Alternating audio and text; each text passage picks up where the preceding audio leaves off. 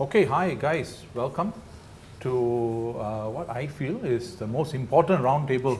And before we start, I think I'm going to talk a bit because this is the only time I'll get to talk before all the rest of you upstage me, because all of them are actors. So this is a +65 film project by FoundFilms and Playbox Studios. They have been doing this for over a year now, and we have come full circle. We started off with a nice actors roundtable with what I may be politically incorrect in saying is the past, because they were older actors. And I'm honored to be here with the future, the younger actors roundtable discussion. So I don't like my roundtables to be boring. I want it to be a bit lively. So before we go dive into the question, I want to do a bit of icebreakers. So the first one is called Two Truths and a Casting Call. So what I want to do is tell me 2 truths about yourself and 1 dream casting call that you wish you were called for but you were never. Bonus points if you can fit in a lie somewhere there. Maybe the absurd casting call was really real and the truth about yourself is a lie. Bonus points. But if you can't think of something like that, it's fine. Okay, for example, I can cry on command. I played a ghost 3 times and I once auditioned to be a chicken nugget. So something like that. So the rest of us can guess. Okay? Laura. So you're supposed to share like 3 different things about yourself. 2 truths about yourself as an actor, and the third casting call that you wish you had. Well, I have ridden in a Lamborghini before. I don't like to cry when I'm on set. And the third one is I want to play a happy-go-lucky character. What was a lie? I think the second one was a lie. Yeah. She thought a bit, the crying one. So which is the lie? I'm always asked to cry or to be emotional on set. But I mean, I don't really like to do it per se, but I'm always asked to do it. Because you're so good at it, right? I look like I'm sad. Okay, Ice, 2 truths and 1 casting call. Okay, I showed up drunk once on set because I've never been drunk before and I had to play an abusive alcoholic father and husband. I was completely butt naked once on stage, and I was half naked once on stage. The butt naked, I love this, is a lie. Half naked is the lie. No, I think the first one is You see, the second and third one threw me off His so butt bad. naked threw me off. I can't remember his first one. I can't remember the first. Oh, the drunk. Yeah, I think Drunk. the drunk one is. Oh, okay. No, drunk. I think butt naked. I mean, I'm not stereotyping you, but I think you're capable of that method acting. Yeah. So the butt naked lah, maybe. I would say drunk. Singapore context. Okay, how many of you say butt naked? That to be the lie? That is the lie. That is Yes. Okay. All right. Okay, Juliana. Okay. Sorry, I've not fully thought about it. So 1 dream casting call and 2 facts. About yourself as an actor. Okay. I never think. My first acting role was when I was in primary 3. So that's 1. I'll do the dream casting call first. My dream role is to be cast in a Tim Burton adaptation of a film. very cool. Yeah, I love his works. And the third one is I have completely forgotten the lines of a monologue on stage and made it up entirely on show day. Oh, what was the first one again? The first 9 one years was old. yeah. Oh, Primary okay, I 3. think it's the first one. Yeah. First That's one a is a lie? lie. Yeah. Oh, everyone thinks that's a lie? That's a lie. Oh! No, the third one is a lie. Oh, you've never She had more forgotten. faith in her. Oh. She won't forget the lines. But I thought she's about that situation so many times. I dream about it. I have nightmares about it. Yeah. So. Okay, we'll revisit that. Okay, Ebi.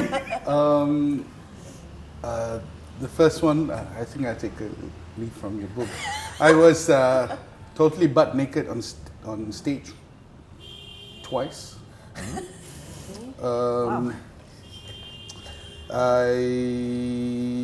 The casting call, does it have to be specific as in like... Yeah, it can be anything. Dream. Dreamer. I got casted, I auditioned for a Hollywood movie once. Nice. Can you see which one? Oh, yeah. Well, is it even true? And the third one is I have never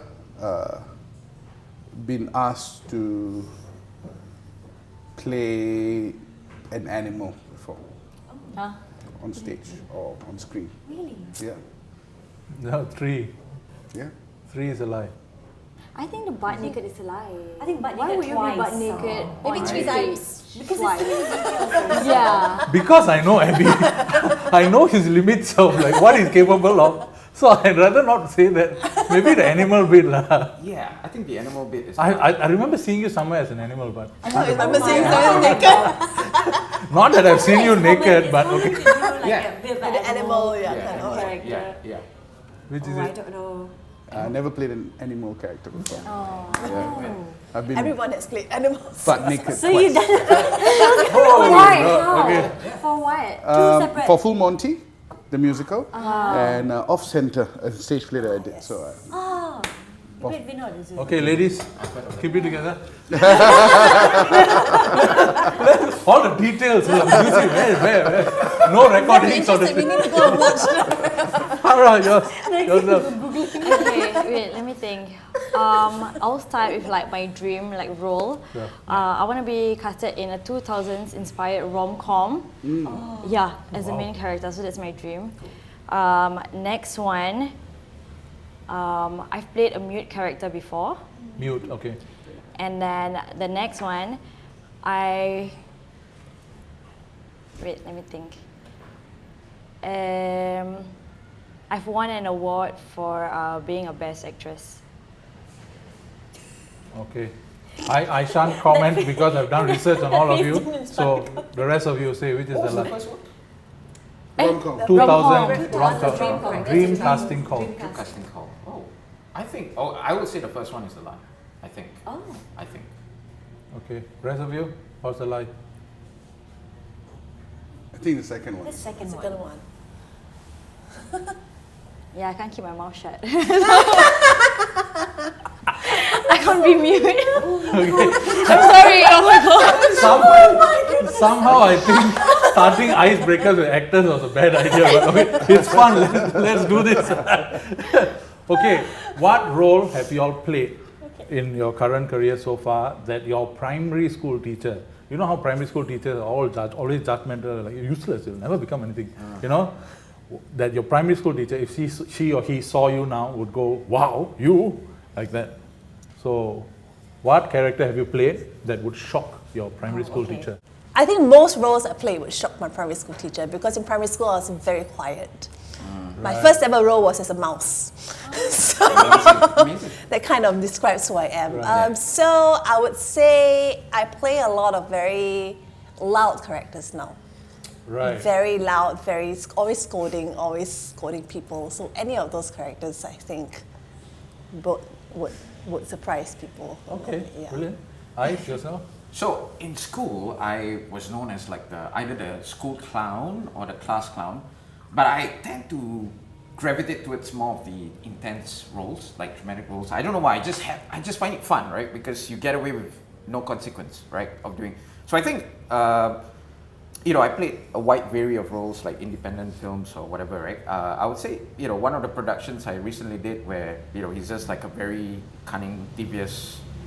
He would do whatever it takes to achieve his goals. I think that would be quite shocking to my primary school teacher, I think. Okay. Yeah. Okay. Yeah. Yourself, Juliana?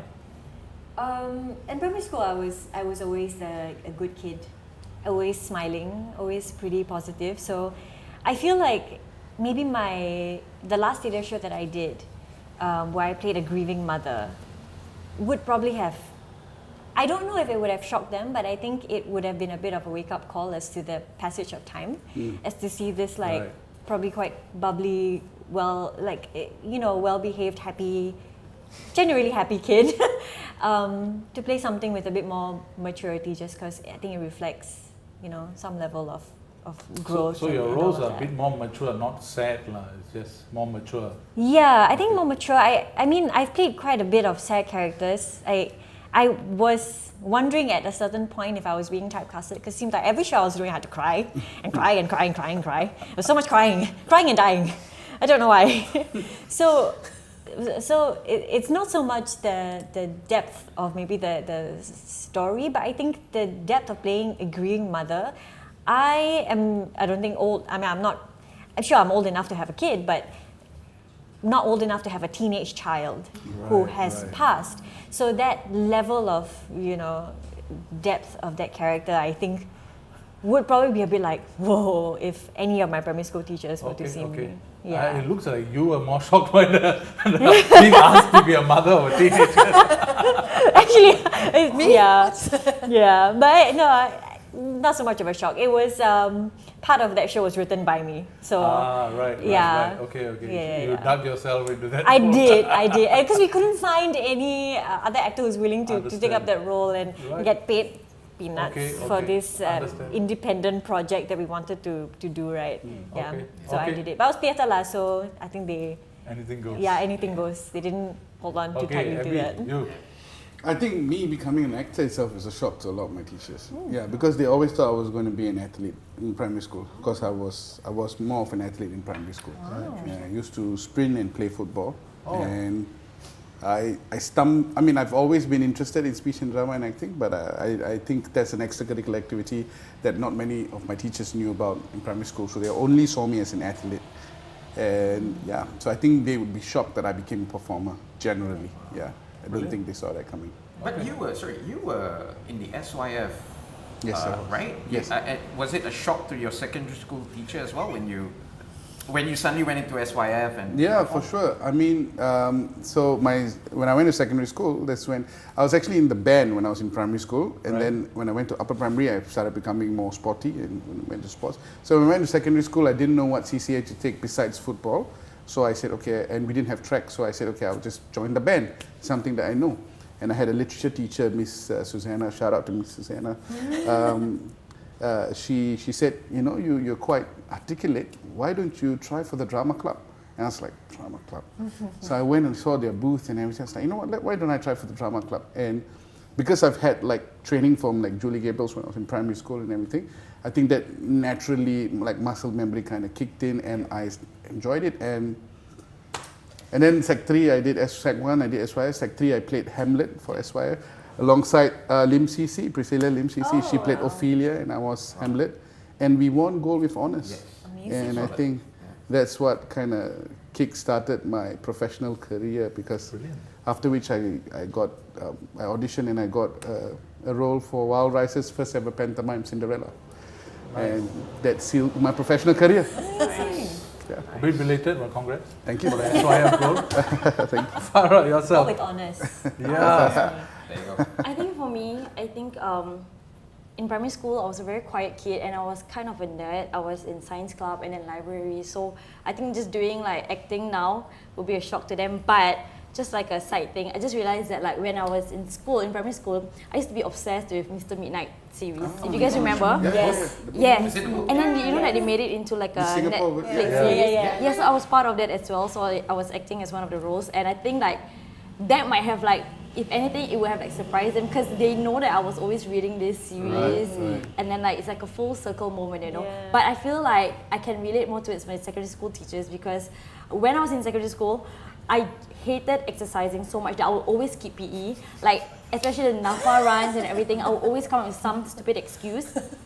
And then after a while, they just let me do whatever I wanted, right? And then somehow I ended in Argos when I had to run and do all these physical things. So I think they're probably laughing at me now, haha, you had to do that.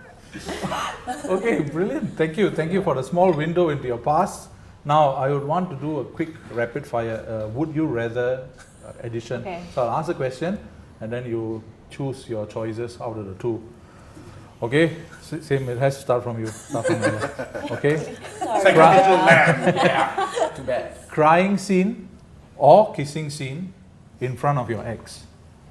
Kissing scene. I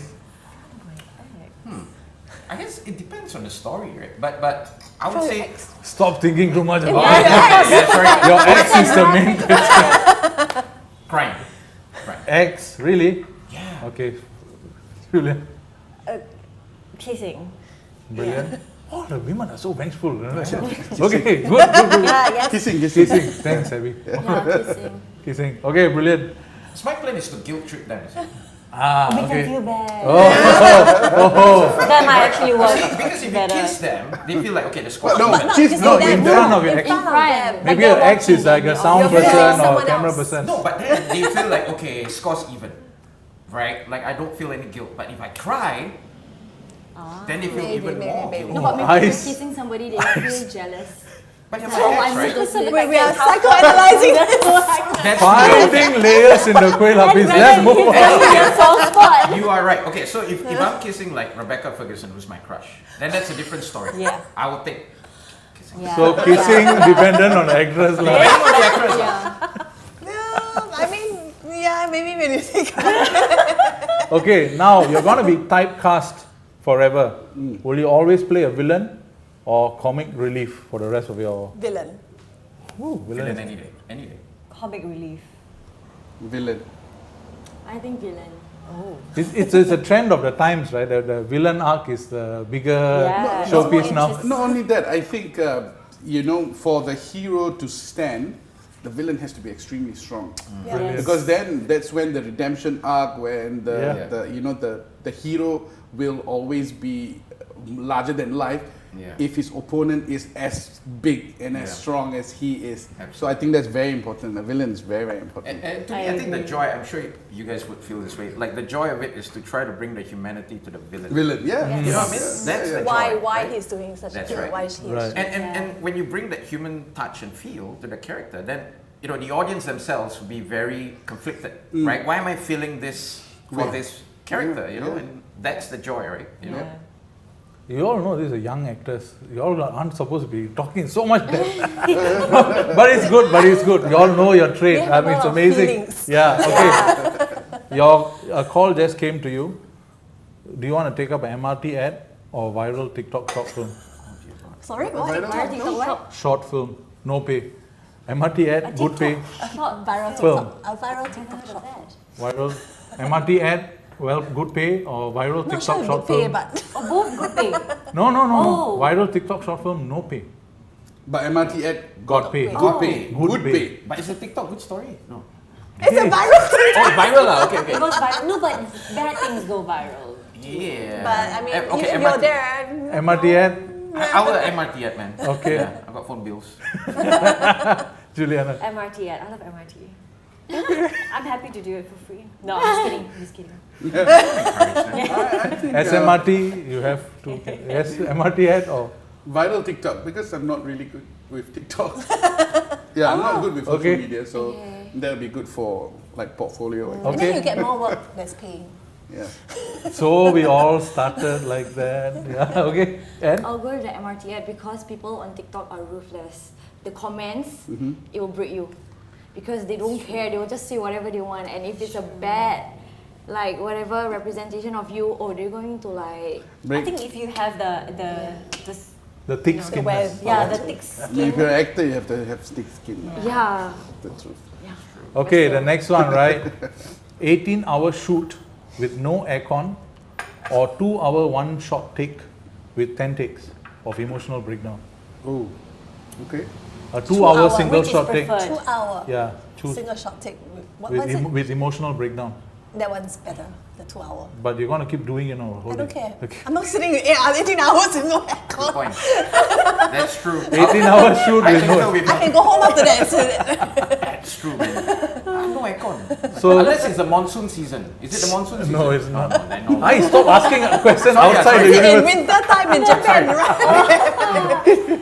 Sorry. Singapore. Juliana, 2 aircon. hours. 2 hours. Yes. Okay. Yeah, 2 hours. Single shot also. Yeah. Well, stamina, we all wonderful.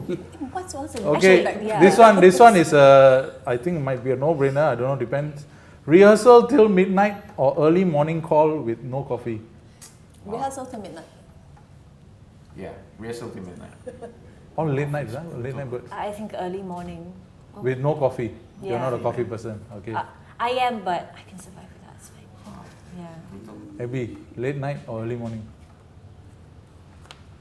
Early morning.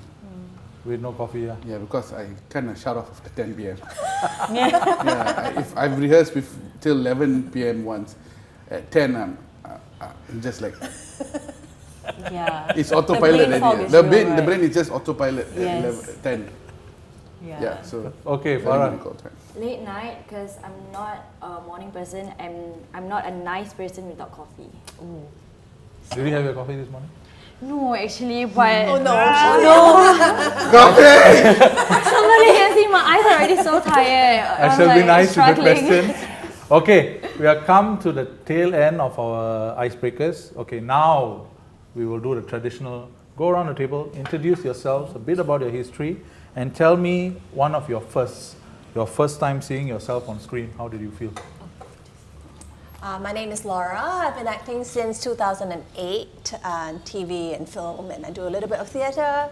The first time I ever saw myself, I did like short films before that, but actually the first time I really remember was when I played Death in Incredible Tales. That was my first ever TV role, so I was all painted in white. Yeah. And I had a white dress, and I was standing by the side of the road. And I really hated looking at myself on screen because it's just weird. But that was my first ever experience on screen. But did you get good feedback for that? People were properly Not freaked out. really. It's on. I think it was on Netflix for a period of time. I'm not sure if it's there right now, but yeah, that was a memorable Were experience. children crying along the... No, but the cars that were coming by just slowed down because they saw this girl by the side of the road Yeah. on white. So yeah. I mean, that's a good testament that you were fitting the role right there. Yeah. It was a very sheer dress as well. I don't know why, but they Right. just put me in this very tight-fitting, very sheer white, like So there satin, might be another satin reason why dress. the cars are slowing down, but okay. Let's assume it's for that, but okay. Okay, Ice. Yes, hi. My name is Aizuddiin Nasser. You can call me Aiz. I've been acting since 2011 professionally. Well, the interesting story, the first time I ever saw myself on screen was on Crime Watch. But at that time, this is really funny because at that time I was serving my national service in the Singapore Police Force. But I wasn't playing a cop. No, I was playing someone who assaulted another person. So I had to get a special excuse from my in charge to write, like, to give me grant because you're not allowed to do other work during your NS, right? So I was like, but she was kind enough. And so like, she didn't know that she was signing off me portraying the character that, another police station arrested just 7 months ago for violent assault. Yeah. So when it came out, I was like thrilled. Oh wow! I came back to the station and everyone just stared at me because it was playing, and then I didn't realize it was playing on the main police station TV screen 5 minutes before I stepped into the station for my shift. So everyone was like, "Wait, what the?" Yeah. So that was an interesting experience. So that was the first time. For me. Wow. Nice. His own personal Jason Bourne moment. Okay, Juliana, yourself. Hi, my name is Juliana Kassim. I'm an actor and I also write and direct when I do have the opportunity to. The first time I saw myself on screen, actually, I can't really remember when. It might have been a student film when I was in LaSalle. But I remember at least the first few times that I saw myself, it felt very strange because it didn't feel like it was me.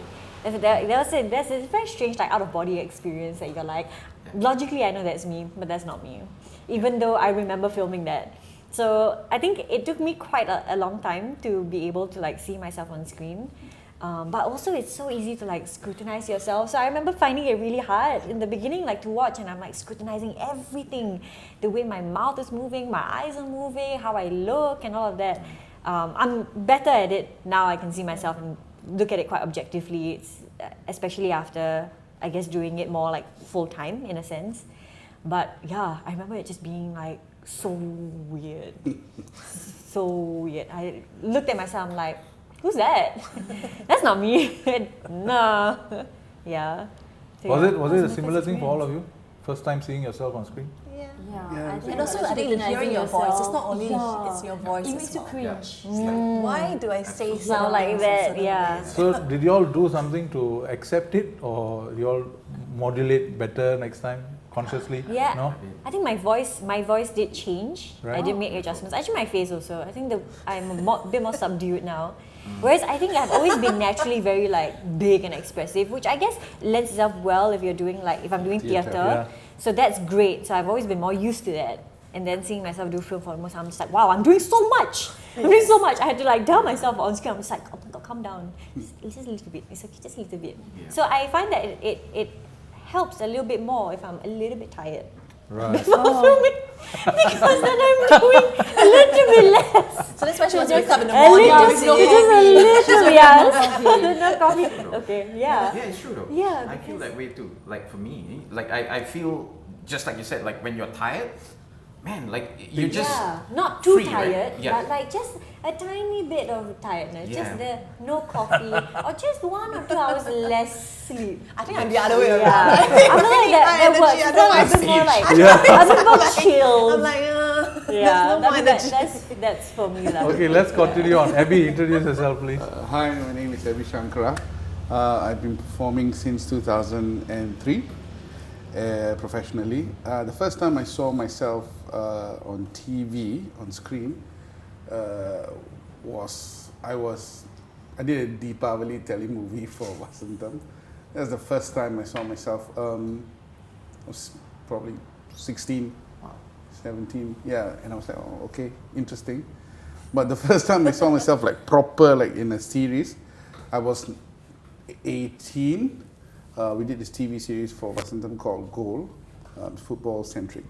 So I played a footballer in that. Yeah, scrutinize yourself. You know, I had my afro. I was like, this afro guy among all the other Indian actors stuck out like a sore thumb. And then you're very critical about the language because you're speaking in your own mother tongue. Right? You're critical. I didn't say the word as cleanly as I could have. My pronunciation is off. Yeah. My acting. I was already in theatre school by then, so I was a little bit more critical about the way I was performing on screen. Yeah, but I didn't. I mean, I enjoyed the experience filming it, but watching it was not as enjoyable as I thought it would be. Because I was, which has led me to where I am now. I don't watch myself on TV. Actually, I don't. Because I'll become very critical, and so I'd rather not go there. But from time to time, just to know, okay, to see whether I'm going the right way. I'll just like, could have done better. Okay, take it to the next shoot. That kind of thing. Yeah. So more that than anything else. Okay, brilliant. Farah. Oh, the first time I saw myself on TV was actually when I first started this industry as well, because I joined the competition on Surya. It's called Elite Surya. So I was one of the top 16 contestants. So every week it's like 2 people will be eliminated. Yeah, and somehow I made it till the very end, but I couldn't actually watch myself when I was on TV. So I made my sisters give me their comments. And also, when you give people the liberty to like criticize you, they go all out. So you get the full truth. So I learned from that. Yeah, and then somehow I made it till the end. So I won 3rd place. Yay! So, I mean, sometimes we have the stories of the actors stumbling in upon it, taking part in competitions and everything. Sometimes you consciously attended an audition. So, what was that the critical point where you said, yep, this is what I want to do. This is what I want to do for the rest of my career. I want to act. When was that point? So I wanted to be an actor since I was 10 years old. But I was very quiet, as I mentioned in school. I'm very quiet, so I'm not the kind who will go out. So I actually, 10 years old, I watched Star Search on TV. And that's when I saw, what it was like to perform on TV. So I finished university, everything, because my parents said you need to go to school and get a proper degree and all sorts of things. So I did all that. Then when I finished university, then I saw, this is a very key moment, I watched Broadway Bing on stage. Sebastian Tan, Broadway Bing. I've always liked Sebastian Tan because I watched him when I was younger in Sing to the Dawn, the musical, right? So then I watched him on stage, and he was sharing about his experience in West End and all sorts of things. And I was thinking, wow, if he can do all that, why not I just try? You never know where you go. That was 2006. So then, because I'm the kind that needs to know what I'm doing before I jump into it, I enrolled in LaSalle that year as foundation, in theatre foundation, and then I started my career from there. But even after I finished LaSalle, I took 1 year off to think about it again, because it's a very big jump. And then finally, after 1 year, I said, okay, you might as well try. You don't try, you never know. Okay. So then, consciously, I made a decision to start auditioning and to start getting Incredible Tales and other roles. Yeah. Brilliant. Yeah. Ah, okay, that's a nice one. Nice.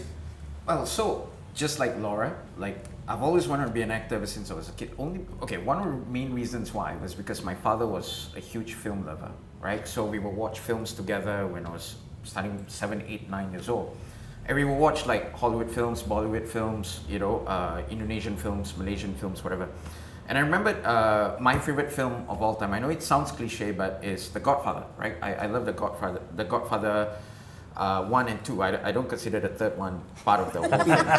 For my own person. Yeah. Just my opinion. And I remember watching like the whole thing. And I started watching it when I was 11. Like I first watched The Godfather when I was 11. But up till that point, my father kept hyping me up. My father said, "This is the greatest film you will ever watch. This, his comparison is that Channel 5 will never show this because it's too expensive for them to buy it." Which is true. The Godfather has never been shown. Yeah, at that point in time. So then when I first watched it, that opening scene, right? And then you have Marlon Brando, right, doing what he did in that very first scene. And then I see the whole film, and I saw the arc of Michael Corleone, right, Al Pacino. And I was like, I looked at that and I was like, that's a job? Like, to do that is a job? Like, you get to do that for a living?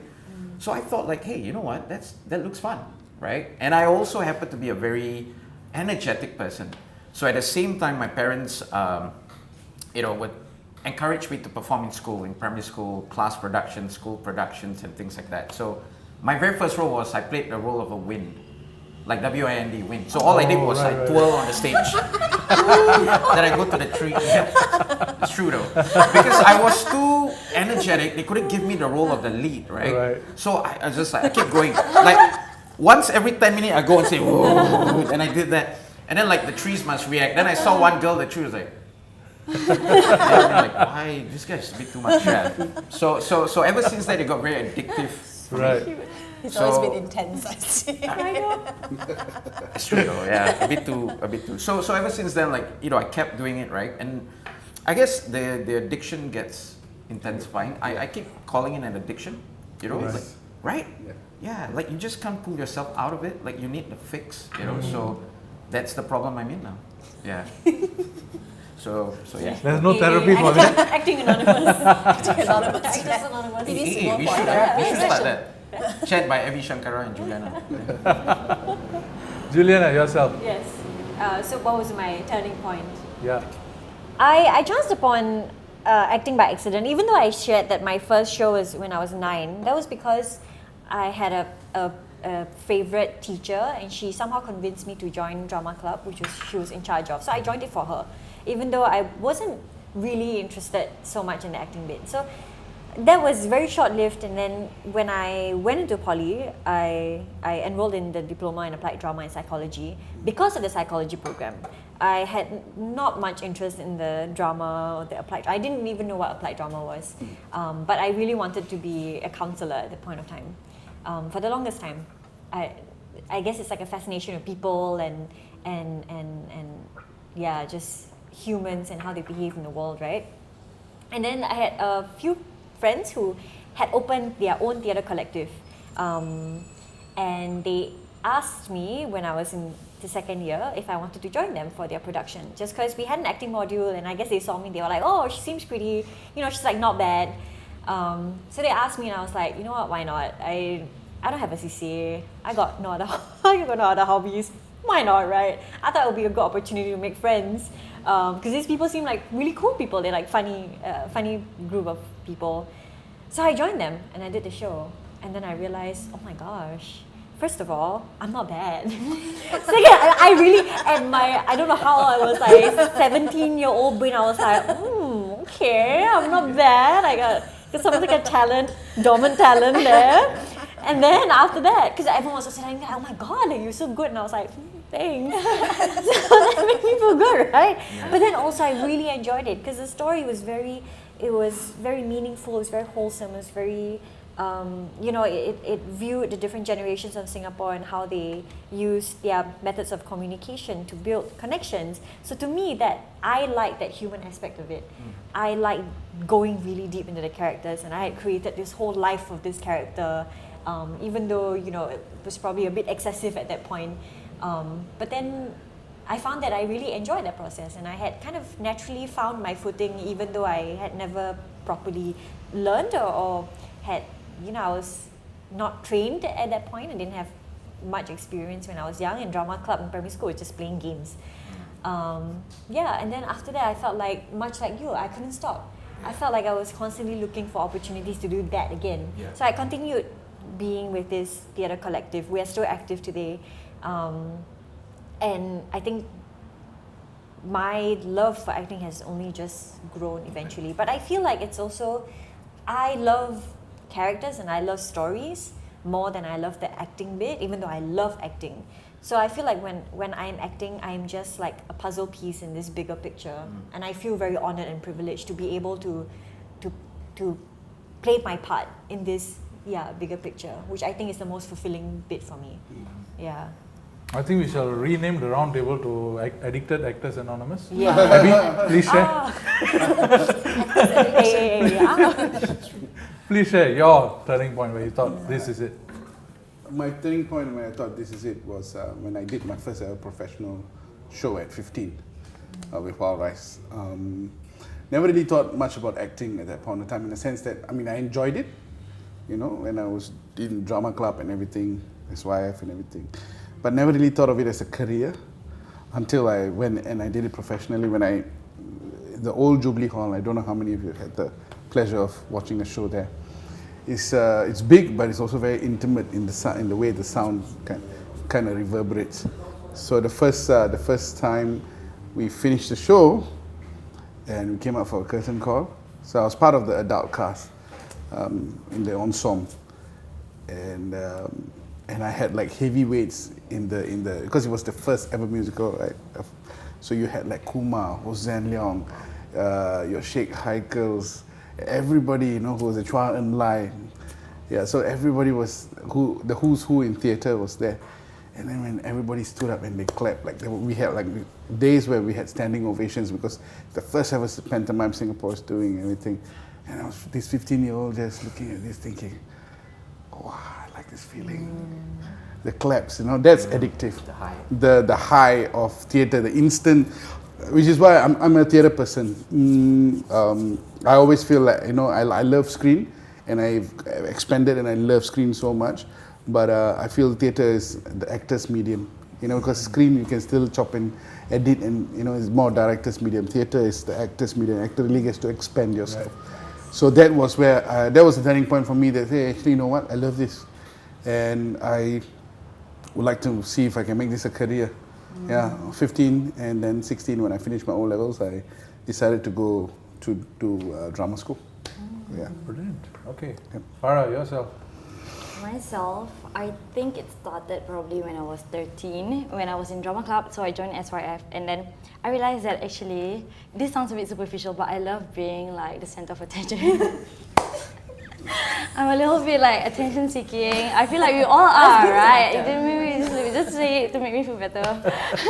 So I do kind of love attention, and then I got my first taste of it when I was 13. I was like, ooh. Yeah, I like this, I like this.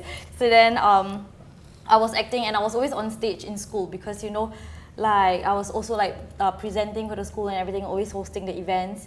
And then when I joined the competition, actually I didn't want to like continue with it because I had to go through 2 rounds of auditions, okay? And then like the first one, I was already like, I'm kind of shy. Now that I'm a little bit older, I'm shy. I was like 19. And then I kind of did it because I think this was a more like emotional thing. But at that point, when I joined this competition, I had just lost my dad, and it was just me and my mom. I mean, I have my other siblings, but it was just me and my mom because I was out of school. My mom's a housewife, and then when I was like practicing, I saw the look on her face when she was like so excited, and I thought like this is a good way to kind of distract her, you know. And then when I wanted to pull out, my then boyfriend was like reminding me like, did you see how your mom looked? Like she was so happy for you, she's so excited. Like maybe just go through this second audition for her. So I was like, okay. And then I got in, and then every week in the competition, I just told myself like, yeah, this is for my mom, this is for my mom, because I just know that she feels, like I think this was a way to like distract her, and she was really happy. And at that point, really, it was still within that 40 days of my dad like passing. So, you know, within that 40 days, she can't really leave the house because of like religious reasons. Yeah, so that was like a way to distract her. So yeah, so I do think that like I made it this far only because like I feel that it was also part of like the intention that I had, which is, and I got her blessings for it. Yeah, for it lah. So yeah. Thank you, Farah, for that. And now I think something that Ebi said stuck with me. The bit about where it was a curtain call, and then the 15-year-old had that lasting impact kind of thing, right? Can I go around this way? I mean, we can skip you, or you can say something else. What's one scene or a series that you did that still today gives you goosebumps, or like made you feel in a way that, like, you know, made it all worthwhile, that like as an actor? Or it can be an interaction with a fan who came and said, like, you know, oh, you really changed my life because of this character, that sort of thing. So what gave you goosebumps or made you feel fulfilled? I think in terms of characters who I really feel stand out and who I feel like proud of having portrayed, I think that's my kind of interpretation of what you're asking. There were two. So one was actually on a Channel 8 drama just a couple of years ago, and sometimes in Channel 8 dramas we don't get the most interesting characters, especially if you're not a full-time actor with them. But a couple of years ago, I got to play a Burmese helper, a Burmese domestic worker. And those were interesting because she witnessed her employer abusing his father, and she had to stand in court against the employer. And of course, people didn't you know, believe her or things like that. But I think the crew there, the director, and the response for that was very, very, very strong, in the sense that there was a lot of support for the work that I did. And I felt like, you know, it's interesting that you get to play these kind of characters, although they're not main characters, but they're very interesting characters. The other one I got to play that was very interesting was Emily of Emerald Hill. So I played Emily of Emerald Hill a couple of times. We toured a few communities in 2016, 2017. So 2020, I did a digital version of Emily of Emerald Hill. But what stands out to me was one of the performances in 2016. Stella Kon, the writer of Emily of Emerald Hill, came to the performance. And after that, I had like a supper with her, and she said to me that she felt that I really was one of the actors who really embodied Emily very well. Like I was at that stage in my life where, you know, I knew what she was going through. I was kind of the right age. I knew what she's going through.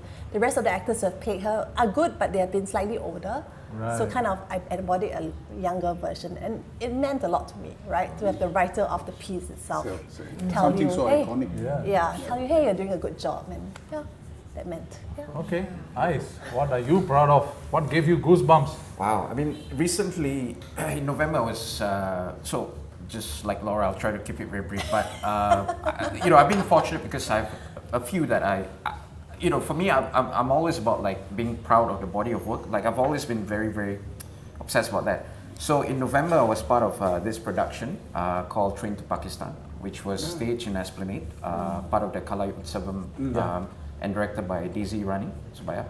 And I played the main antagonist, if you will, the sub-inspector. And it was an amazing experience because I've always been fascinated about stepping into other people's culture. So now I'm half Indian, right? I'm not full Indian, and I'm the only half breed, if you will. The rest of them, most of them are from actually India. And then you have Shrey Bhagava, who's Singaporean Indian, right? And it was immense because it's the kind of role that I've always looked forward to, right? Where I got to show some of the things I have inside. I always felt like, I'm sure we all have that feeling where you feel like there's things you are capable of, you just need the opportunity to.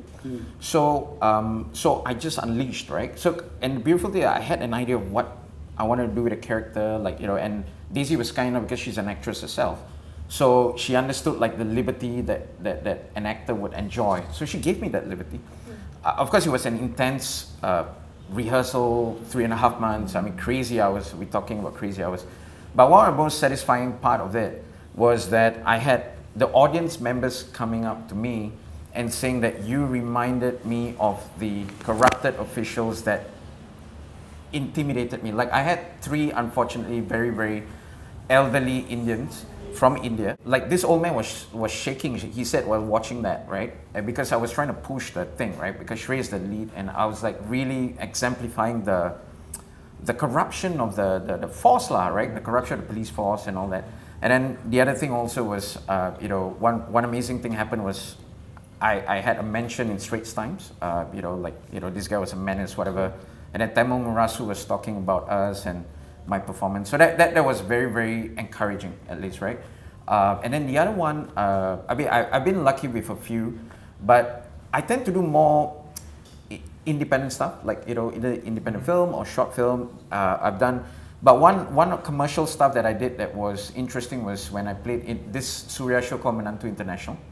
And, I played this Moroccan businessman, and I was across this actress. And because I was trying my best to stick to the accent, right? I was like trying to learn the accent. So when I stepped on set, I was like just doing the accent because I don't want to lose it. And it was only after the end of the shoot that I started changing this. And the co-actor was like, wait, what the? So you're not? So I was like, no, I'm Singaporean. She was like, oh, because her uncle is Afghanistani. I said, you sound just like him. So I was like, oh, okay, thanks. You know what I mean? So I think when people don't see me and they see the character and I'm lost in it, I think that's the biggest compliment I feel as an actor. Right.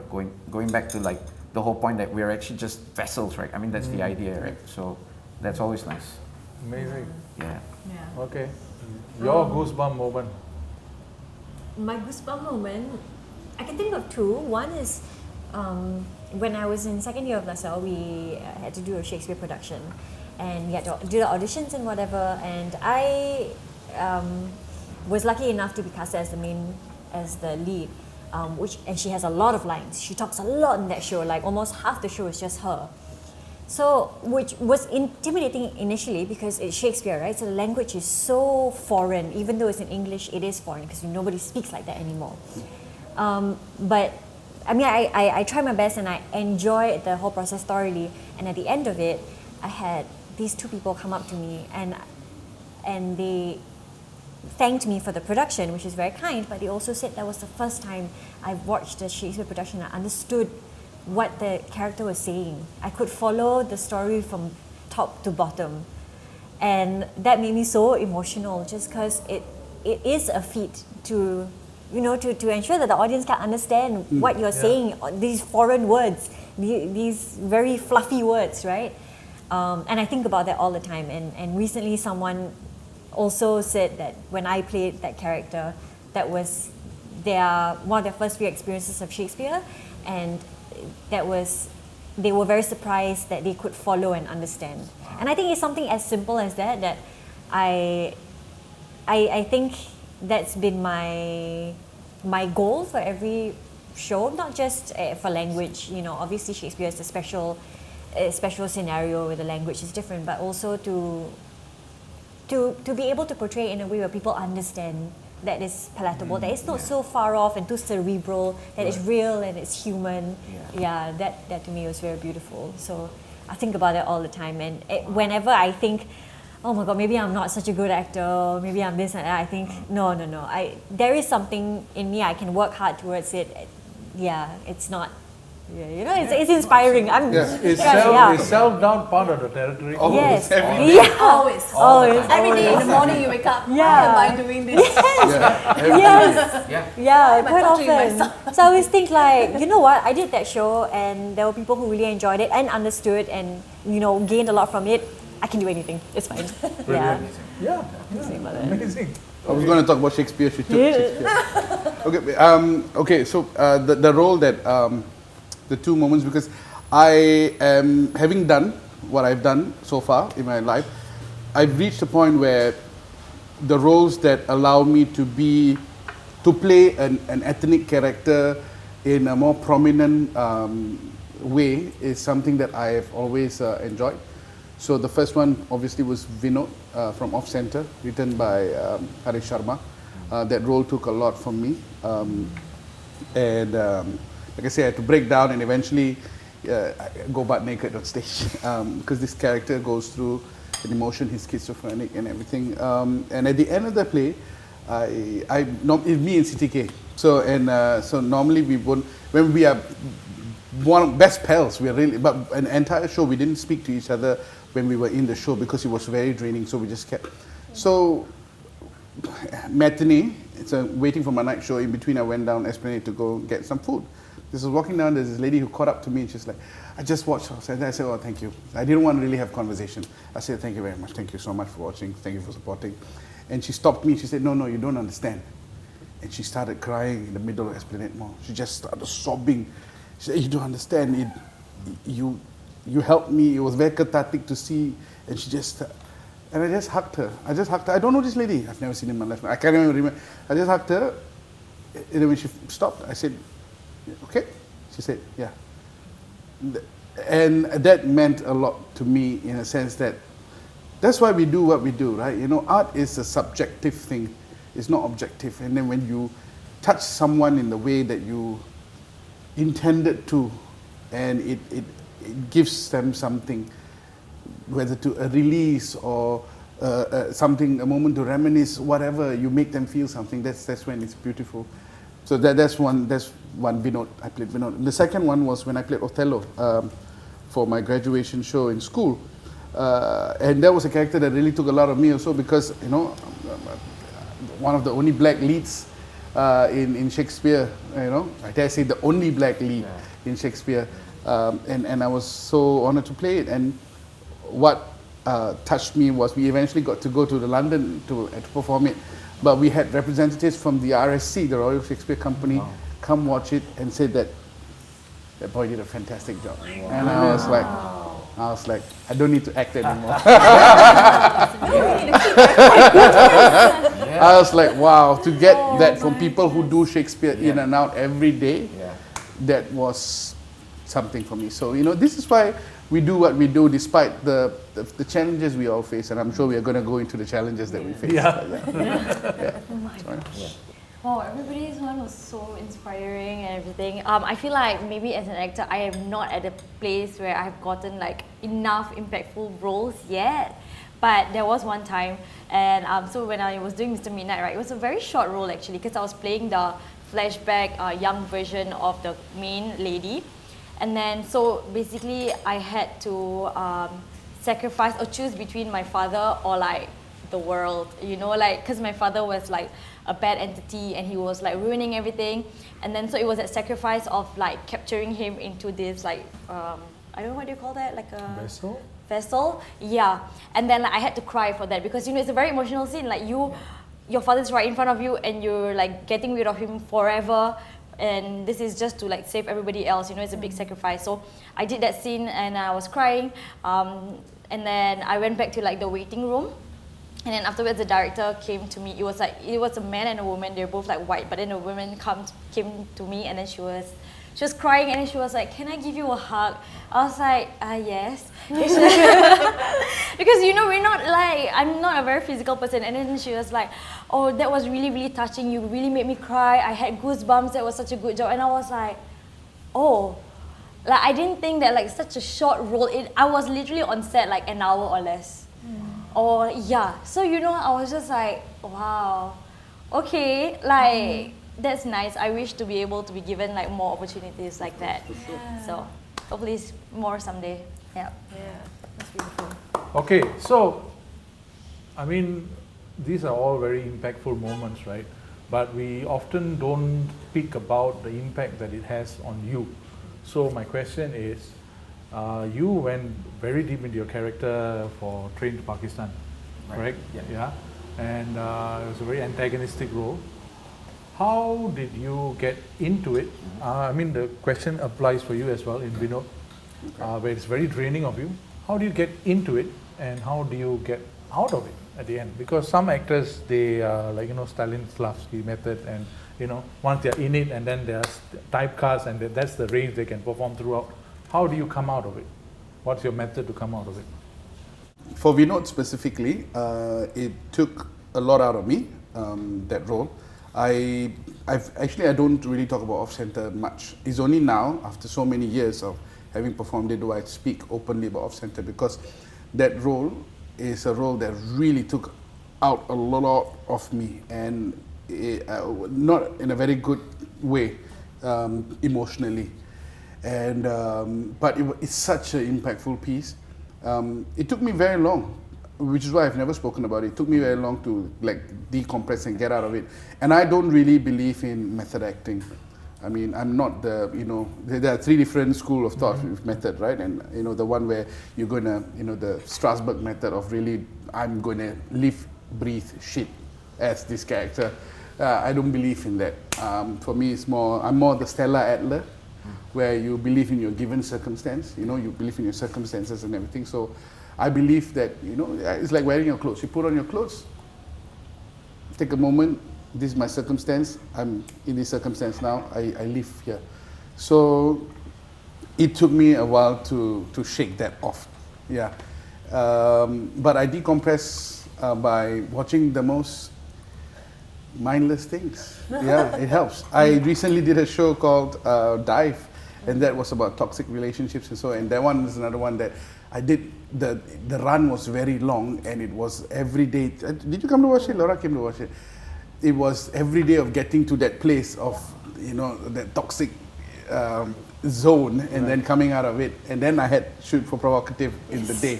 So it just took, and Laura was in both. She was acting with me in provocative, and then she came to watch the show. So it took. I was like, it took a lot of me. I decompressed by watching Dubai Bling. True story, man.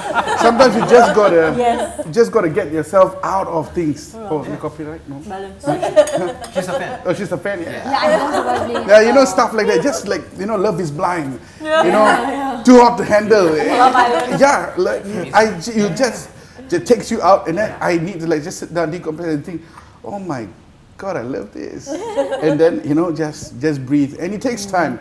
Like it literally took me 4 months to just like shake it up. There still will be residual things inside of you, because you put that's the thing, right? You put your psyche inside something, you give yourself to it, and you allow yourself, you won't think so much about it, you go back to your normal life, but you do feel the residual effects, the anger. Sometimes it's the angst that you think, why did I get angry after 2 days? Like, I should have gotten angry last night. I don't know why, but you don't understand it. And then months down, you realize, oh, I just needed. So it takes you a process to decompress. It's not a thing where you can just like switch off like that, but you have to find your process. Like I shower in like salt once a week, and after something like that, and then I just watch reality TV or something, like chick flick, rom-com. I love rom-coms, and then just breathe it out of your system. So yeah. So Karima and her 22 carat handbags got you out of it. Okay, Aiz, how did you get in and how did you get out Of the character? Yeah. Okay, so when I read the script, sometimes magic happens, right? Like when you go for an audition, right? Now, firstly, I never thought I was going to get it. Honestly, when I went to the casting, I thought like I blew the casting. But when I found out, Daisy and her husband Subin mentioned to me like, no, you stood out. I was like, why? Because you were different. Your approach was different, right? Because I just wanted to be truthful in the moment and all that. After I did the script read and all that, I started to form, and I obsessed over reading the script over and over again. I will keep reading the script, like, when I'm showering, when I'm walking, when I'm talking to someone sometimes, right? In my head, I'm running the script. And it's not just to get the lines down, because to me, like, getting the lines down is just basic, right? I'm trying to dig into the truth of the thing. And as I dig deeper into the truth of what makes this character tick and all of that, I started to form an impression of what it is. And the subject matter of what we're talking about, the reason behind why we staged Train to Pakistan, actually, to be honest, is because of what's happening in the world, which is what's happening in Gaza and Ukraine and all of that. And so what I had to do was I had to look at the characters who are responsible for the atrocities that we see right today. Yeah. And I literally had to look at them and understand their motivations and lift that into my character. And then add into some sort of intensity that I naturally have, like I tapped into in recent times, like I have that in me. And then I started forming the outside of the character, like the look of the hair, and I just had this idea like he's gonna be like really wet hair look, just to look like he's slick, but he's a grimy guy. So the way he talks, the way he handles things, like, you know, he just wipe after he eats and all that kind of stuff to contradict, right? Because he's a very contradictory character. So then I started forming the character, and it started to become part of my, I started feeling it in my veins, right? And I started like, oh, you know, I'm feeling this character. So much so that I started being very, not abusive, but I started being very, because his character is, he plays like the superior complex thing. Like I'm better than the people I'm handling. So I had to catch myself, because a lot of times, like even with service stuff or whatever, I started going into like very snappy, like I started going to like being very, very, like if I don't catch myself, I could be abusive, right? But, you know, I don't think that that's me, right? So I was like, oh my God, like the energy that I brought from the rehearsals or whatever, I need to snap out of it. Like I need to cut, right? So I had to learn that. And then after the whole production, like the high and all of that, one day after the show ended, I was completely lost. I felt completely lost because I still had the character, like I had this, the image of this character. I had this character, like he's looking to go on stage and explode, but now I can't explode, right? So then it was both a withdrawal symptom thing, like I had a withdrawal syndrome thing, and the fact that I had to distance myself from the nature of this guy eventually, right? I'm with Ebi, like, I think a lot of actors, like, there are some actors who use the word method acting to promote themselves, right? It's like a pride, a badge of honor. And I think that's very, like, I don't agree with that. It's frustrating. It's frustrating, Because right? these are the people who don't even know anything about method.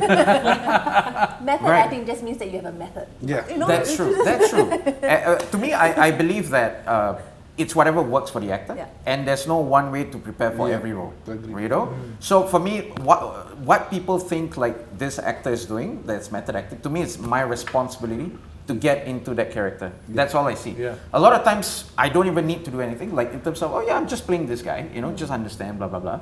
So that was, and very quickly, one other was a short film, like a indie film called Lockdown. So I played a bomb shelter, like in a bomb shelter, he's in a bunker and all that. And I played like this recluse. And he basically had a very abusive relationship with his father and all. And I have a very loving relationship with my late father. But I had to like literally like start to tell myself like that guy is, you know, is not real, you know. And then I had to like really learn how like, you know, like a recluse would talk and why he becomes this way. And I still feel like I have a little bit of it in me. Like sometimes I find it difficult to look people in the eye from time to time, and I have to like, and I used to be like very okay, but you know what I mean? But I think that the whole like romanticizing of like method and all that is wrong. It shouldn't be the case. And at the end of the day, like you're just supposed to like leave your work there and then just walk away. You know what I mean? It takes practice. Right. Yeah, it does. A lot of times it also comes from a sense of insecurity. Like I don't think I'm good enough to not do that. You know, it comes from that. It's not like, hey, look, I'm doing this. It's like, that actor is brilliant. He could do it without needing this. I need to do this to, you know, it comes from that insecurity lah. You know? Okay. Yeah. Okay. Yeah. I mean, let's flip the script a bit. I mean, we have spoken about characters that like you like and you aspire to and you feel like it's a step up. How do you get into characters that's absolutely nothing like you and you didn't want it, but then you had to do it kind of like, you know, favor because the director asked you, it went in a direction you didn't like. What do you do in that instance? Ladies. Yeah. Ladies? I mean, just have fun. Honestly, like at the end of the day, I don't know if there's a controversial take, but I always tell myself it's just acting and it's just a TV show. It's not life and death. We're not in the business of saving lives. Yes, our work can really help. It's essential and it is emotional.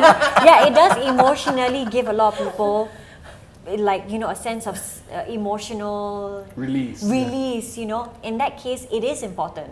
But for the majority of it, it's like, I'm not here like actively saving lives. I'm not a doctor, you know. I'm not someone who is a firefighter or policeman or whatever, right? So I always tell myself like, it doesn't have to be I can take it seriously, but it doesn't have to be that serious. So even if I get a role that I don't like, I always like wake up and I tell myself like, okay, today I have to play this. So I'm just gonna have fun with it. I'm just gonna find something in me that I've never discovered before and take it as like an experience for me to learn something different about myself. You know, so I like that point about like every time you do a role, you keep a little bit of that role in you, and sometimes it's nice because maybe the character is a character that is noble or is a hero, and you respect.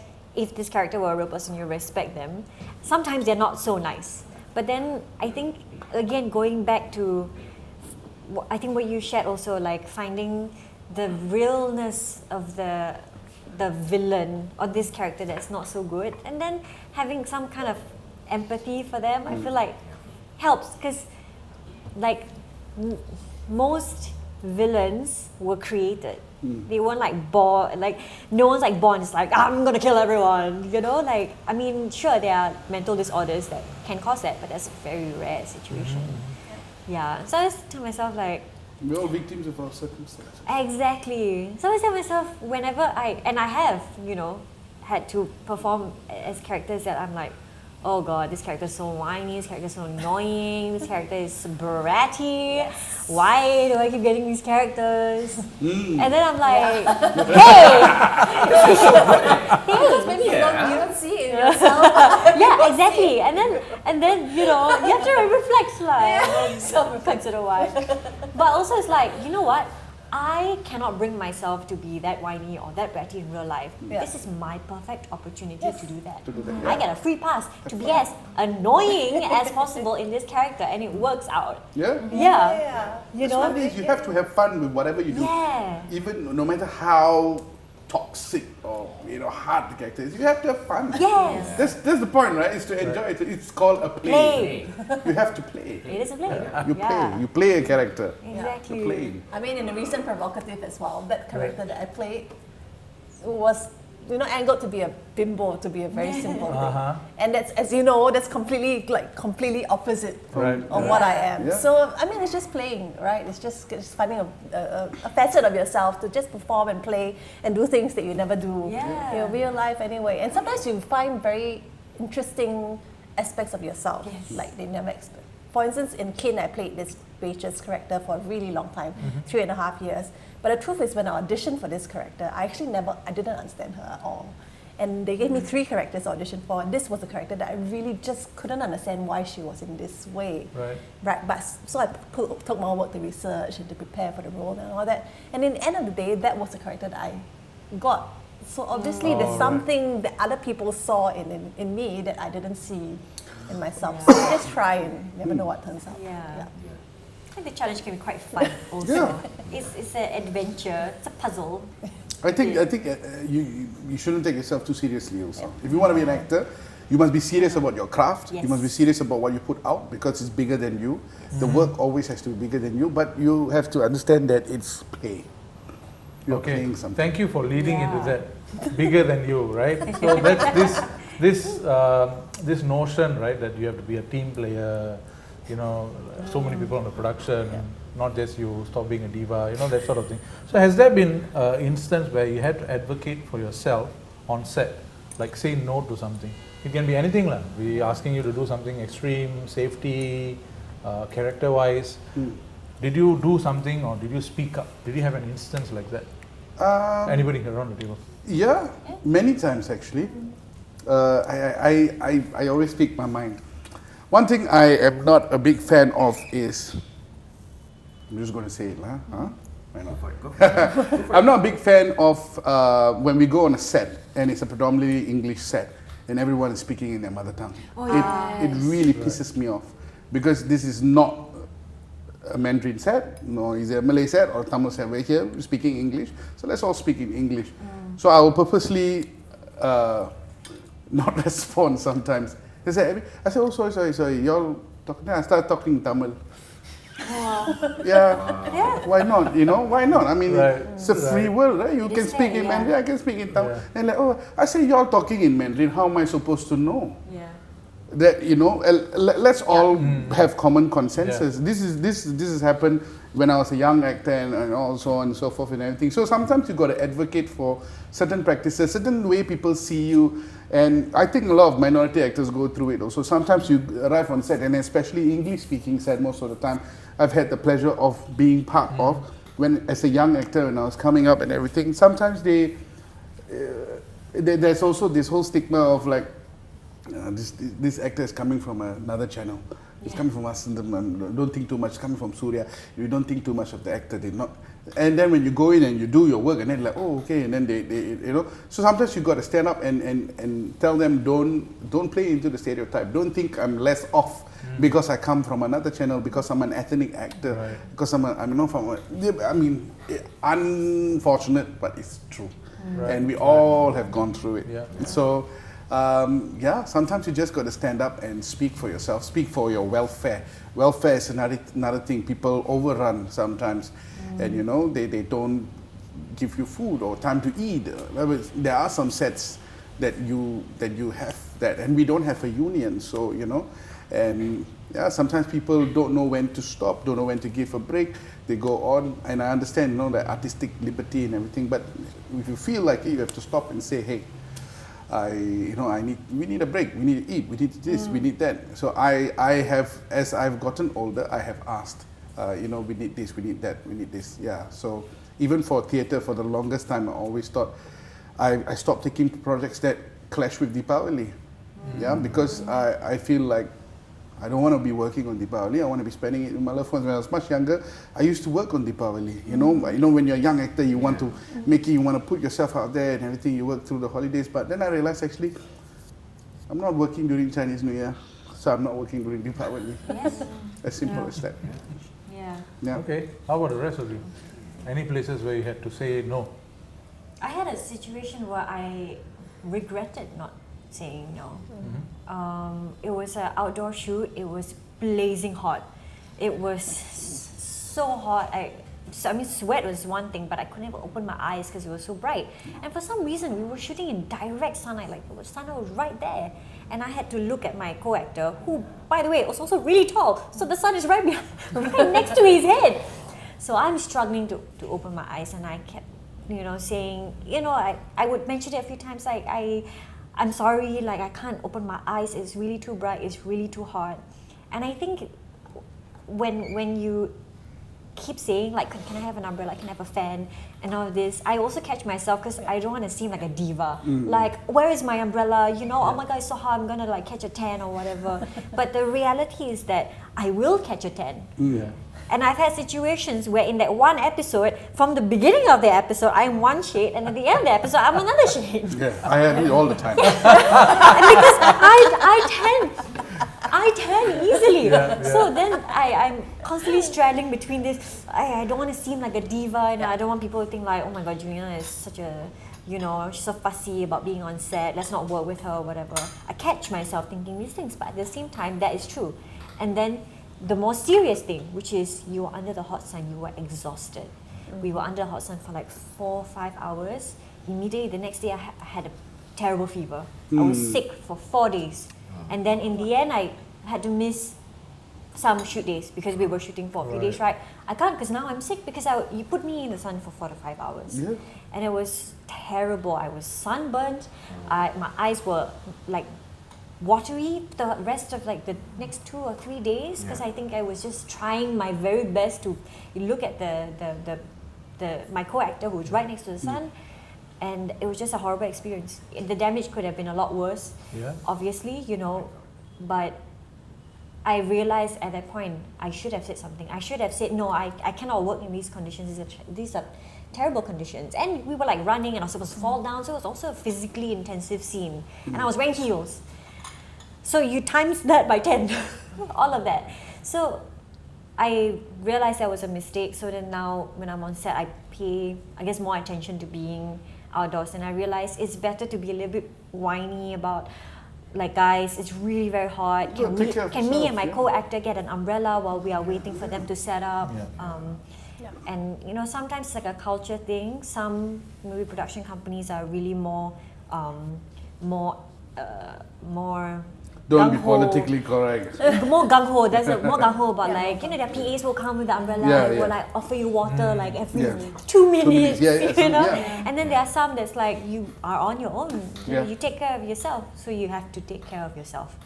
Yeah, and I really regret. That was, I think, a very strong learning lesson for me. Yeah, and in Singapore, it's so hot. These are not conditions where you should just be, filming outdoors for extended period of time. It's actually really unsafe also. Yeah. How about yourself, Ais and Farah? Any instance where you had to say no? Or Not necessarily like, okay, this was like on set, but I think it's more of like saying no to the character stereotype. Because obviously I'm playing a Malay role, and then like the way that they wanted me to portray the character, it was like, I'm just gonna say people always say Malays are very lazy, like stupid, this kind of thing, right? So this was, if I say too much, you will know already what is this for but... I think I already know. Swiftly moving on. Yeah, so I had to tell the director no, I know I'm playing this character, but that doesn't mean the character has to be this way, Like, we can go beyond this stereotype and this is just such a, I don't know, I was just I told him that I'm not going to do it this way. So I will just play it how I think is good. Of course I will run it by you, but I won't play into the whole, I'm so lazy, I don't want to do my work, I'm dumb, I want other people to do my work for me and all these kind of things. So then he was like, then I said also, because I'm the minority in this, I am a representation of my community. Yes. So there's no way that people in my community, when they're supporting this, they're going to watch me be like that.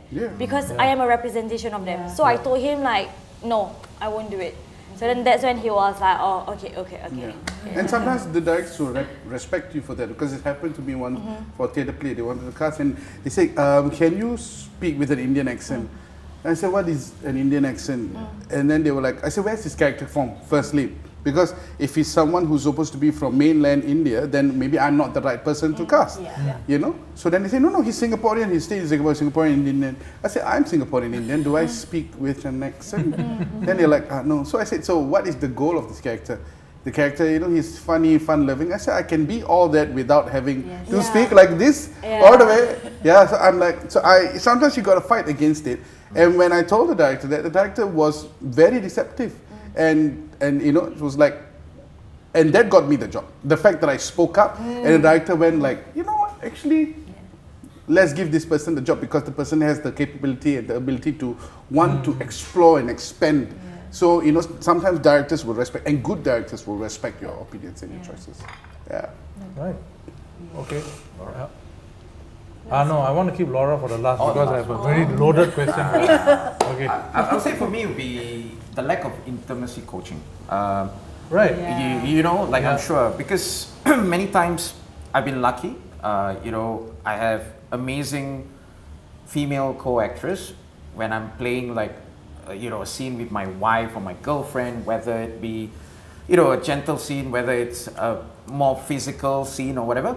They've been very kind. I've always gone up to them and say, hey, hi, my name is Ais, blah, blah, blah. Are you okay? And to what extent, right? And they're cool. But I'm not coached or I'm not trained in intimacy coaching at all, right? At all. So recently, I will not mention which production. Recently, I was involved in a production where, this person that I was across, thought that I was, that I had some sort of intimacy coaching, maybe, but I didn't, right?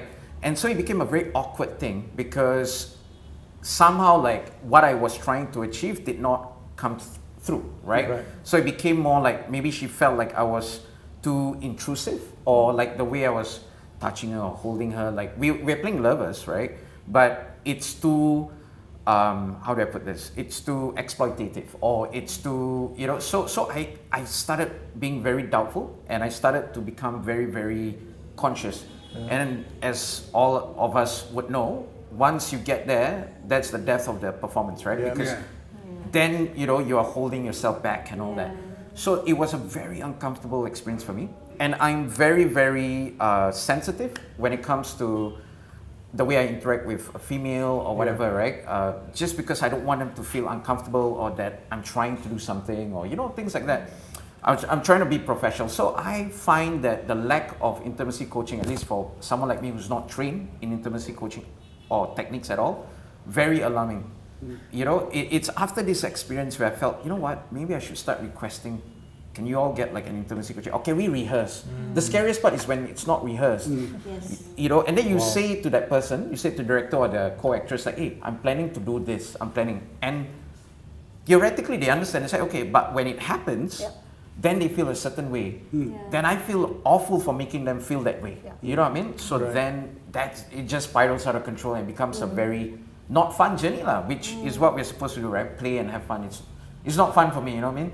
So then it affects and all that. For the other person as well. No, more importantly is the other person. Absolutely, for the lady, or gentleman if I'm playing, a certain character. Yeah, so I feel like we need more of that. I feel like we rehearse stunt scenes way more than intimacy scenes. Like stunt scenes have their own dedicated. But even stunt scenes sometimes a bit challenging as well. I think. Maybe they presume you fight less often and maybe that's more experienced, you know how to do it. Oh my God. But okay, I think this leads to a theme where I was leading Laura towards, because Laura is the chair of the Singapore Actors Society. So I think you would have the reference points of all the different problems that they are arising with the actors today.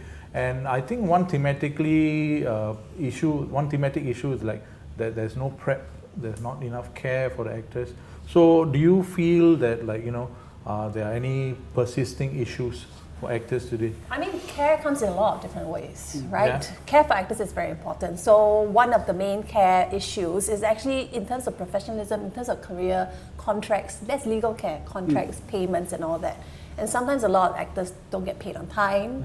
Some don't get paid at all for certain jobs, and so there's that aspect of care which is not being looked after. And it's not only for actors. So I don't only speak for actors alone, I actually work for media workers as a whole because we're all facing the same situations when it comes to that. Safety is another thing. So safety is a very big issue. For media workers, crew, because they have to go on ladders, they have to work with electricity in the rain, they have to work 22 hours, 26 hours at a time. And as actors, I know we have to work for really long hours as well, but somehow in between, as long as you're not in all the scenes, you still get to sit down and get a little bit of rest, whereas the crew are just there, hanging things, carrying heavy cameras and all that back and forth. So there's all these issues, long hours, long working hours. Safety in terms of intimacy. I think intimacy is the key thing, that something can be done about that, right? And right now in Singapore, we do have one qualified intimacy coordinator, Rayanne Condi. And also she's working with the Consent Collaborative, another group. So they're trying to raise awareness of intimacy, choreography, and all these kind of things. But I think the key thing for that is for more productions to want it. Right. True. So we all know it's important. It's not only it's important because we are the ones going through it. One story that I always share is 2007 when I first started out as an actor. I did a short film. It was a Tisch School of the Arts short film. In this short film, I was sexually assaulted as the character by a guy, and the guy is a non-actor, not trained. So he does everything for real. They're not taught to, we have these conversations. Back in 2007, no one has these conversations. I'm a new actor, no one tells me what's going on. The Tisch School of the Arts director is a very gung-ho director, who just wants the scene to be done. And so you're touched, obviously you're not not in certain areas, but you're touched all over. And you go home feeling really dirty and feeling really like you've been through this whole experience. Because you're playing a character, but you are the one going home with the scars and all that. And I think we need to choreograph, we need to rehearse, we need to have all these things put out. And productions need to talk about this and to want to invest some money. Because at the end of the day, I think it would be a better scene. And even if you don't invest in an intimacy coach, you have to rehearse and ask especially when it comes to a female co-actor, you have to ask her consent. What is she comfortable with and everything? And it comes from a place where when you're a younger actor, correct me if I'm wrong, you don't want to say no. Yeah. So you're also put in a very weird situation where you're a young female actress. You don't want to say no because you have been given the opportunity and everything. So it's very important for the director or the producer or the person on the set to be the initiator to actually say, okay, what is the extent? Okay, this and everything. Actually, just go through the motions first, and then kind of calibrate everything. If you don't want to hire an intimacy coach, you have to do these kind of things, which I feel people don't do. And it's a thing where writers just write, they kiss, and it's like a make it work. I'm like, it's go to not, bed. Yeah, it's not one of those things, Yeah, so I feel that that's I agree with Farah. And it's not only the girls, actually, even the men. Yeah. I know the scene that I did with you in Prerogative. Yeah. There was the scene where I was trying to take off his clothes. I mean, but I was groping in different parts. And the director is very careful to ask him as well. I mean, he actually asked me, but I was careful to ask him as well, because I'm very conscious that people don't like to be touched in certain areas. Even a hug can be very intimate for some people as well. So intimacy is very important. Stunts, of course, is another thing. But we have got people in the stunts world who are trying to build certain standards and trying to keep safety there, because these are all areas that I'm happy that this has been progressing. Conversations have been started, so there is awareness there already. And I hope that it just keeps building. We have more awareness, we have more people who are willing to adopt the correct kind of standards. And so we can all progress, not only in terms of safety, but also better quality productions. I think for me, that's the most important thing at the end of the day. To have safer, better working environments so that we have better quality productions at the end of the day. True. Yeah. Spoken like a true chair of the society. Let's put lower thirds here. But I mean, thank you for that. I think it's great that the society as itself, as in with all the other organizations, we are looking out for the others who, like as a single voice, you can't really advocate for changes in the industry. I think you're making some shifts and moves. I think that's great. I mean, to even have an intimacy coordinator in Singapore, that's a new thing, right? Yeah. By the way, I'll plug it shamelessly. The Singapore Writers Association, we are inviting her for a talk. Yes. So please come, all of you. Okay, so I think at the end of the day, I think it all boils down to dollars and cents. Yes. Every production house is going to save dollars and cents. And I think at the table, a lot of us are Singapore specialists. Not the dog, but the media person. The media person who wears multiple hats. Yes. The actor, director, producer. Actually, the dog wears multiple hats. We're all Singapore specialists in a I was like, way. where is he going with this? So, being a Singapore special, let's talk real talk. Can you survive on acting alone in Singapore? This is the age-old question, right? Yeah. It keeps being asked. Honest truth is no. That's the truth. Yeah. It's the hard truth that not many people want to tell you is no. There is a percentage. So out of 100%, there's a top 5%. And it takes a lot to break into the top 5% to become someone who can survive just being an actor. I am very lucky and privileged to be in that percentage. Right. So, but even then, it's very difficult because your responsibilities increase. You have kids. You have overheads increase. Everything goes up and everything. And slowly you find yourself falling out of that tier. So it's very difficult. And that's one thing said. And it's also that wealth is also not distributed evenly, I feel. It's always also a catchment where only an exclusive percentage of people also, the wealth circulates around them. And it doesn't trickle down as much. And it's gotten better over the years. It has to get better. It has to trickle down more. There are people who do work and get exorbitant amounts of money. And you wonder why. I've always wondered why. Even when I started getting, not exorbitant amounts of money, but more than what an average person, I always wondered if I am getting this amount, the person who is being my dancer, are they getting paid enough for the 3 months of work that they're going to do? If they're not getting paid that much, then I shouldn't be getting paid this much. I always feel that there's enough for everyone to go around, but it gets very muddy when money is never enough, right? Yeah, when you get more, you want more. But I think it also is the responsibility of the people who are in positions to actually say that, hey, fantastic that I'm going to be paid this much, but if I'm eating and then other people don't eat, is not right. So I think that it also takes responsibility of individuals. Difficult, but I think that's the only way forward. That's my own personal opinion and my personal take. It is very difficult to be a full-time artist only, which is why a lot of us wear many hats: producers, actors, teachers, so on and so forth. But Juliana, sorry, you want to say something? Yeah, sorry, when you mentioned the 5% also, I also, sometimes think about who is able to really sustain themselves fully. And I think a lot of them also, that other hat that they wear is to be a celebrity.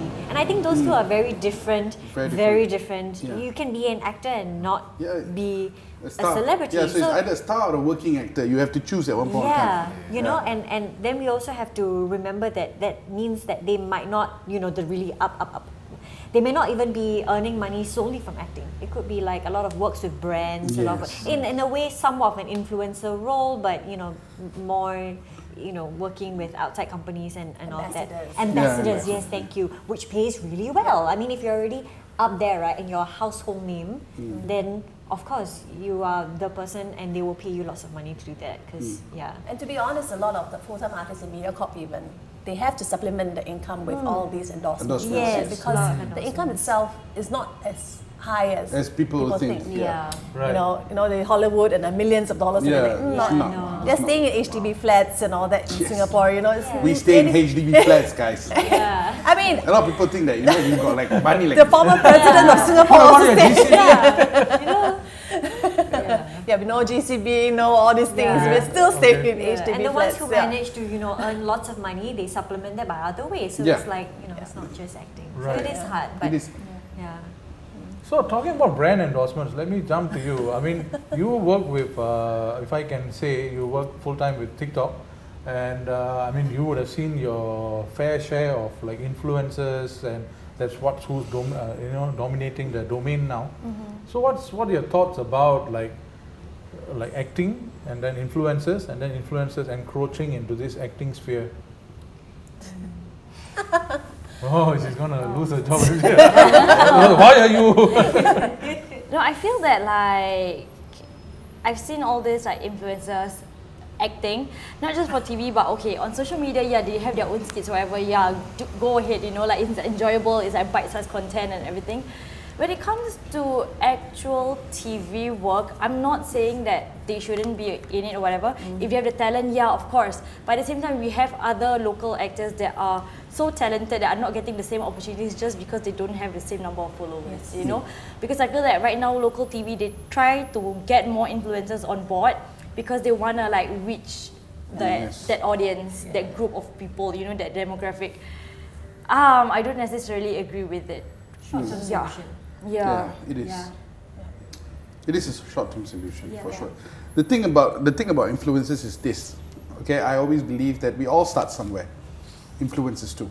So if they are going to want to pursue acting, then they have to take the craft and the work of acting seriously.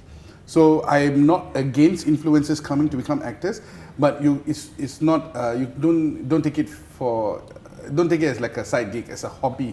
If that's what you want, then don't come and do this, because there are people who are genuinely waiting for the opportunity, to get in, to show, and I think like not being given the opportunity is the death of talent, because you've got so many people. But if there might be people who are much more talented than I am, but I was given the opportunity and they might not have been given the opportunity. So opportunity is what's important. So if you are taking it away from someone who deserves it, then you better make sure you step up to it.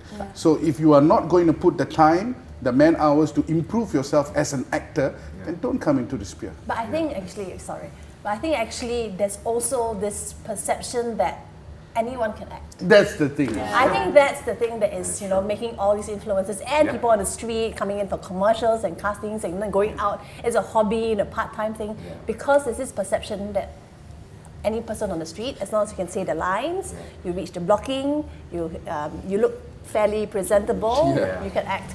people don't look at acting as the same kind of lens that they look at music and dance. You can play an instrument, years of practice you have to play an instrument. Dance well with beautiful dancers, beautiful singers. Acting takes the same skill and the same craft and the same discipline if you really want to be a good actor. You cannot just say the lines and then just look sad or look angry and just perform them. But we just fail to see acting in the same light that we see music, and dance and singing and all that. I forgot what I was going to. No, but I think something that I realized when I was in my final year of LaSalle is that I noticed with a lot of, and by that time I was already starting to get in the acting scene professionally in like short films, TV and all of that, right?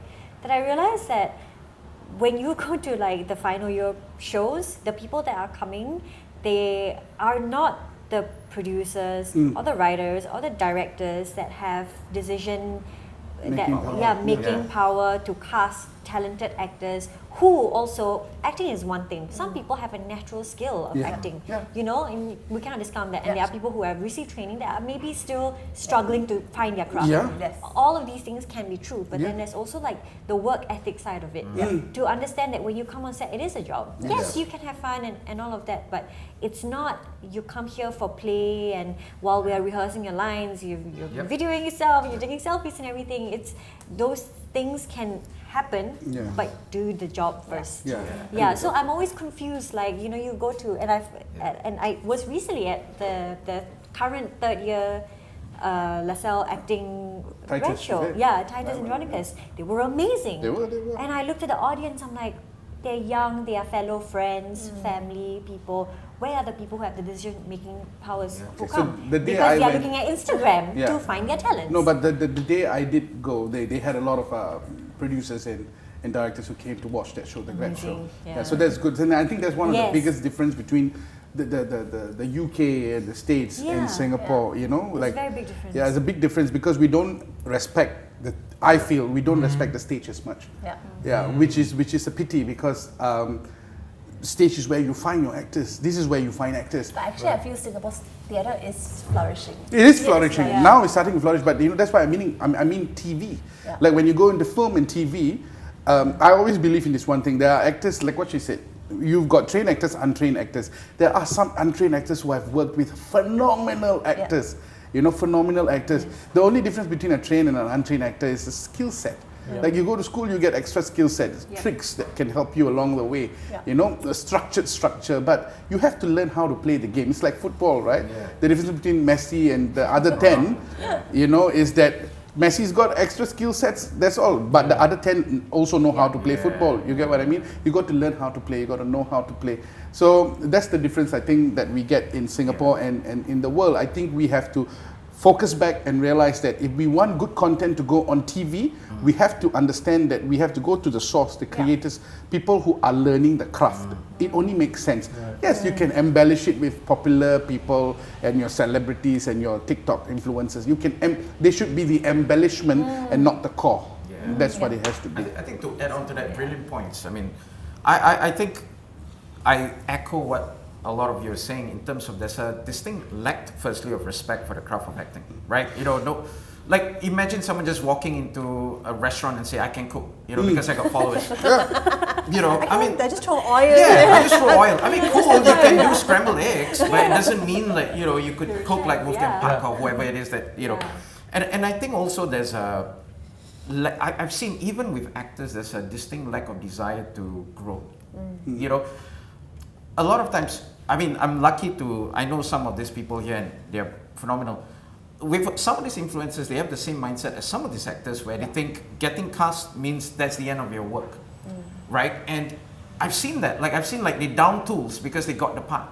And I always feel like, because I'm so hungry, because I'm one of those that I feel like, okay, the opportunity, not really I'm on the other side of things, right? I always feel like, dude, that's when your job starts, man. And the fact that you think that you have made it just by getting the role, I think you have to change that. And I see a lot of that with influencers as well, like going to hey, I made it, I'm an actor now.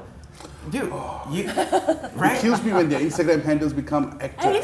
I can't take it. You know, till today, I have never put my Instagram handle as an actor. Right. It takes a lot for you to call yourself an actor. I mean, I'll be honest. I do that because it's a promotional thing. Like I gone like a decade not promoting myself well. yeah. Yeah. So now I'm just like, okay, I'm But going you to see, use you put Instagram. a decade worth of work into it. Right. You get what I mean? Get one But scene and I'm you I'm do an one actor scene, now. 2 scenes, and then you become an actor. Nah. It's true. I always feel like I'm trying to like earn the right to call myself an one. actor. Yes. Yeah, you got to earn it. It has to be earned. Yeah. I think it's amazing. I think like to be at a table where everybody's head is screwed on right about what the craft is. I think that's quite amazing. We are running short of time, so I would want last words from all of you. Imagine me, your genie. What would you want your wish for your careers for the next 5 years? Paint me a picture. The next 5 years. My favorite person to start from, Laura. I mean, in terms of acting, I'm actually trying to expand beyond acting at this point of time. I've been an actor for 16, 17 years, and I've always told other people's stories. And so now I'm actually trying to tell my own stories. I'm actually going into working on short film, feature film, documentary. I have ideas for all these. And so I think that's just a natural expansion of what I've been doing as an actor, that I can start telling and have confidence to start telling my own stories at this point of time. The other thing which is very important to me also is beyond my work as an actor. While I still need to be in the industry, you know, getting to know all my peers and all that, but that's important also for my work as an advocate.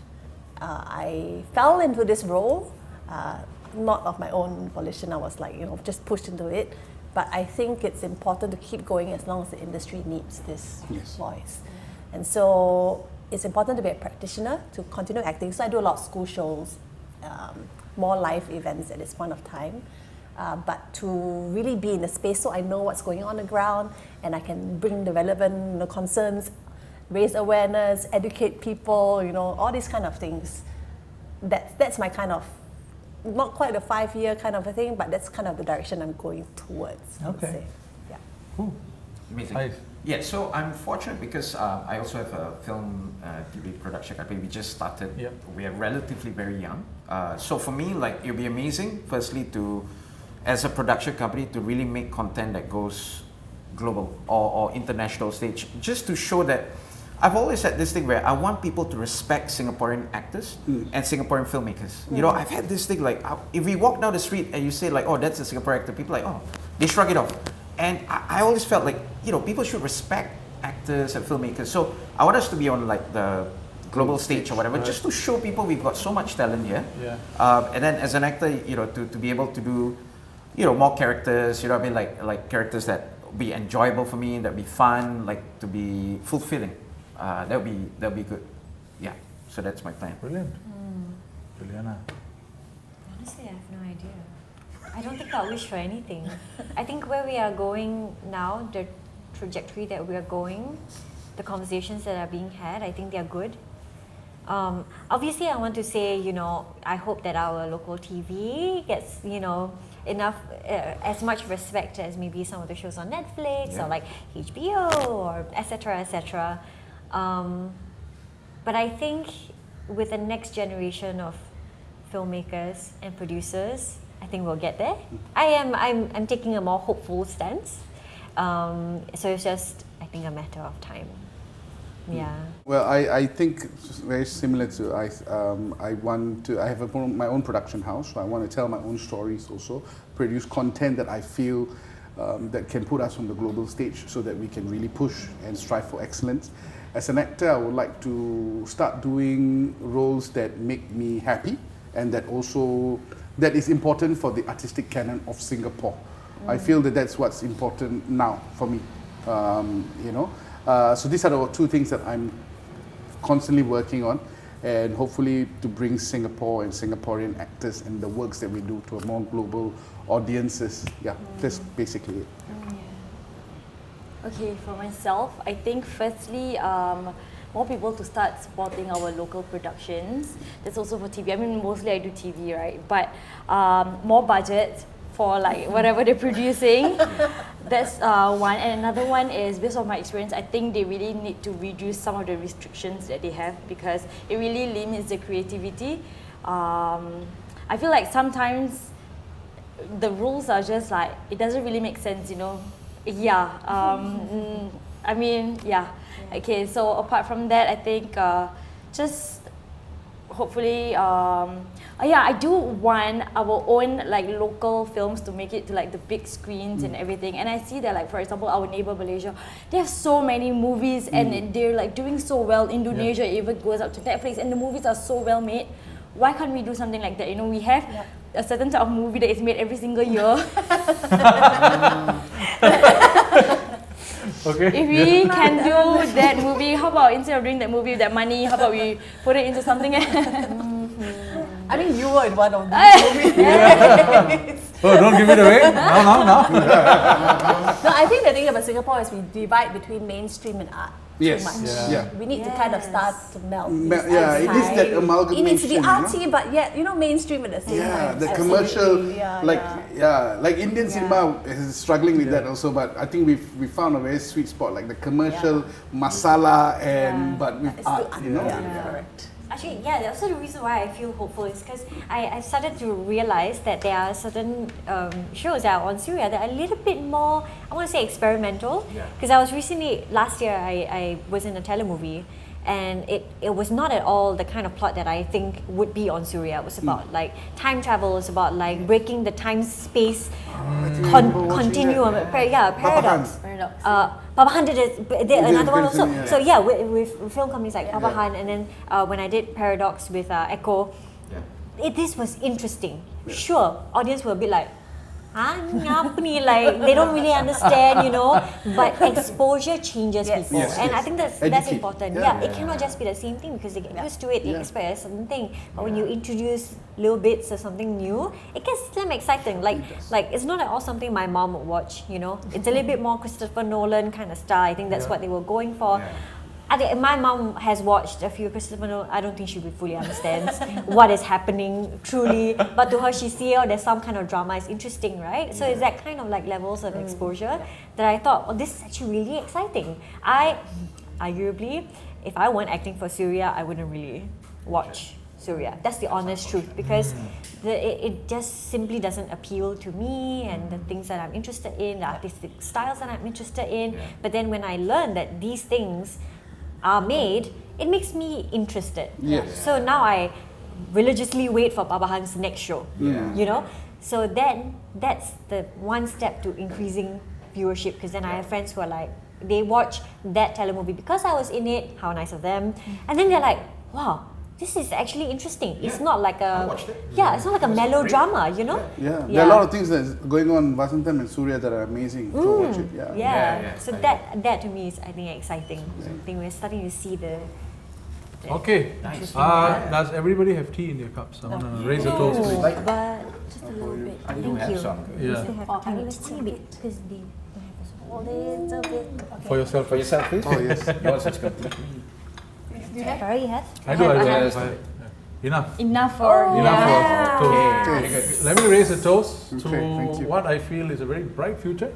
And if nobody has woken up and told you, the industry won't tell you, you all have done good, amazing work, and more. I expect more from all of you. Thank you for having this time to be. Thank you. Thanks, guys. To many more roundtables. Thank you, guys.